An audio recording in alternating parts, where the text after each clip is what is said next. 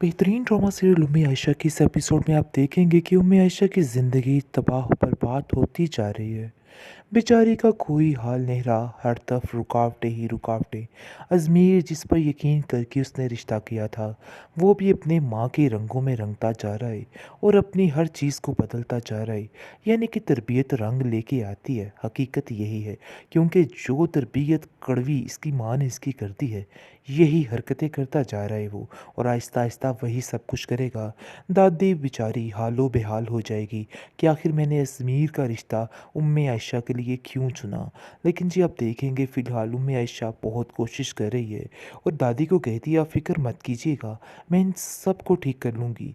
मुझे पता है कि इनको प्यार से ठीक किया जा सकता है, लेकिन इस औरत की बहुत बड़ी बेवकूफ़ी है। ये लोग जो हैं कभी ज़िंदगी में नहीं सुधरेंगे, बल्कि आए दिन दिन ब दिन बिगड़ते ही जाएंगे। इस चीज़ का बेचारी आयशा को अंदाज़ा नहीं है और इन लोगों पे यकीन करने के साथ साथ ये सब कुछ करती जा रही है। अज़मीर की सारा आती जाती यानी कि हरकतें बदलती जा रही हैं और दिन ब दिन वो और ज़्यादा अकड़ू होता जा रहा है।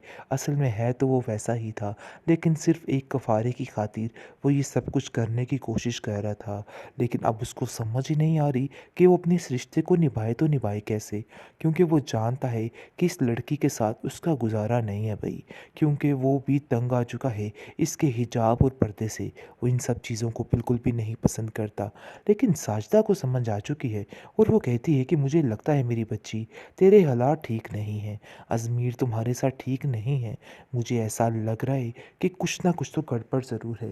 जिसको सुनकर वो कहती है, मेरी माँ परेशान ना हो, ऐसा कुछ भी नहीं है। अगर कुछ है तो सब ठीक हो जाएगा। अज़मीर भी दिन ब दिन ठीक हो जाएगा। लेकिन जी अज़मीर दिन ब दिन बिगड़ेगा, इसलिए कोई भी टेंशन लेने की ज़रूरत नहीं है। आप देखेंगे कि उसकी जो माँ है वो उसको और भड़काती रहती है, लेकिन दादी जान पूरे तरीके से अपने अज़मीर का ध्यान रख रही है और कहती है कि बेटा उम्मे आयशा को किसी चीज़ की कोई कमी नहीं आनी चाहिए। नशीन भी चालाकियाँ कर रही है और ऊपर ही ऊपर ड्रामेबाजी करने की कोशिश कर रही है और अंदर से सबकी जड़ें वो काटती जा कहती है रही कि है। जी, आपको मैं बस यही समझाना चाह रही हूँ कि आप बिल्कुल किसी बात की टेंशन ना लें, सब कुछ ठीक हो जाएगा। बिला वजह की टेंशन आपकी तबीयत बिगाड़ सकती है।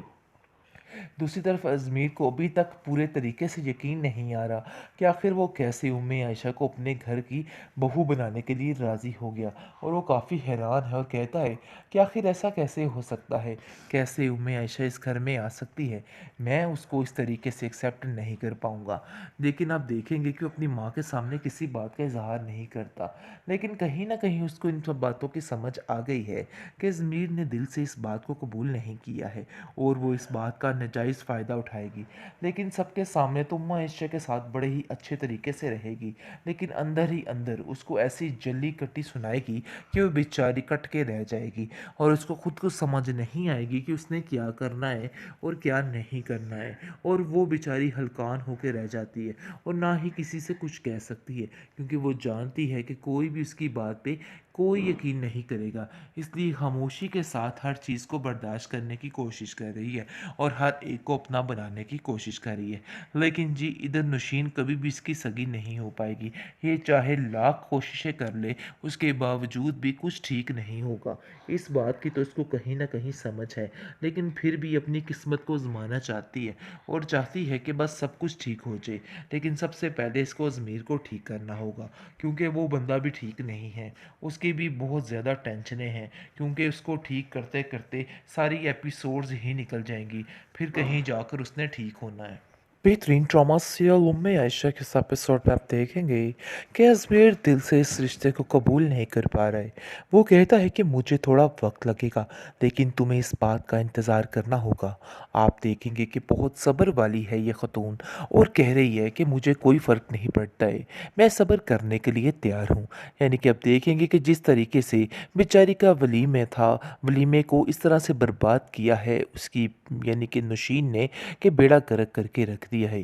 नौशीन ने हर तरफ तबाही मचाने की ठान ली है और वो बड़ी चालाकी और बड़ी होशियारी के साथ ये सब कुछ कर रही है, क्योंकि वो अज़मीर और अपने शोहर के सामने तो बिल्कुल ठीक है, लेकिन अंदर ही अंदर आप इस बेचारी लड़की की जड़ें काटने के लिए तैयार है। और वो कहती है कि देख लेना तुम्हारा मैं अब क्या हश्र करती। जिस पर उम्मे आयशा काफ़ी हैरान हो जाती है कि आखिर सबके सामने इतनी मीठी ज़ुबान और अंदर से इतनी कड़वाहट कैसे हो सकती है। लेकिन वो ये बात बड़े अच्छे तरीके से जानती है कि उसकी किसी बात पे कोई भी यकीन नहीं करेगा, इसलिए वो खामोशी से इस बात को देखती रहती है। दूसरी तरफ देखेंगे कि अजमेर जो है वो बहुत ज़्यादा वक्त लगा रहा है इन सब चीज़ों के लिए, लेकिन जैसे जैसे वक्त गुजरता जा रहा है उसकी और उसके जहन में ज़मीन आसमान का फ़र्क है। एक गुफारे के लिए उसने अपनी ज़िंदगी दांव पर लगा दी और ये बात बार बार उसकी माँ उसके दिमाग में डालने की कोशिश कर रही है। लेकिन जी आप देखेंगे कि उम्मे आयशा ने हर तरह से अपने आप को संभालने की ठान ली है और वो कहती है कि सब ठीक हो जाएगा। उसकी माँ की तबीयत नासाज ही रहती है और वो उसको कहती है कि बेटा देखो तुम्हें ज़रा सब्र से काम लेना होगा, आते ही सब कुछ बदल नहीं जाता है। ये लोग हमारे दरमियान और इनके दरमियान ज़मीन आसमान का फ़र्क है, इसलिए तुम्हें भी ज़रा आप समझना होगा, संभलना होगा। आगे से वो कहते ही है कि आप फ़िक्र मत करें, सब ठीक हो जाएगा, ऐसा वैसा कुछ भी नहीं है।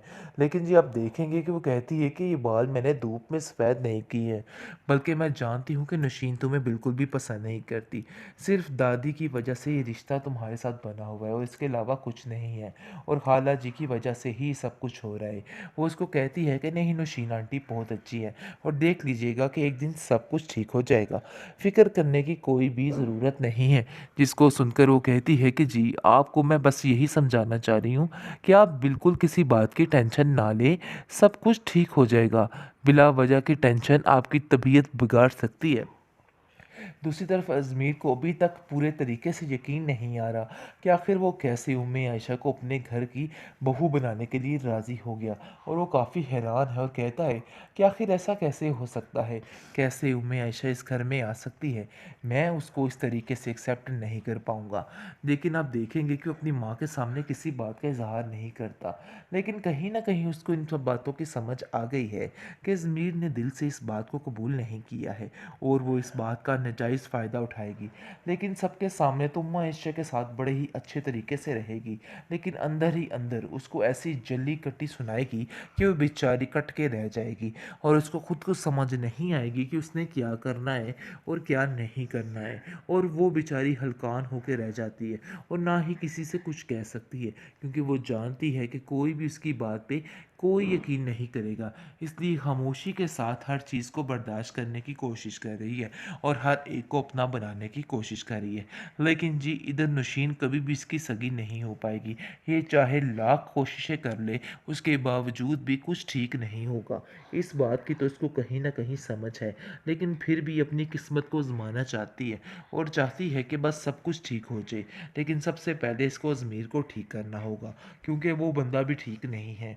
उसकी भी बहुत ज़्यादा टेंशनें हैं, क्योंकि उसको ठीक करते-करते सारी एपिसोड्स ही निकल जाएँगी, फिर कहीं जाकर उसने ठीक होना है।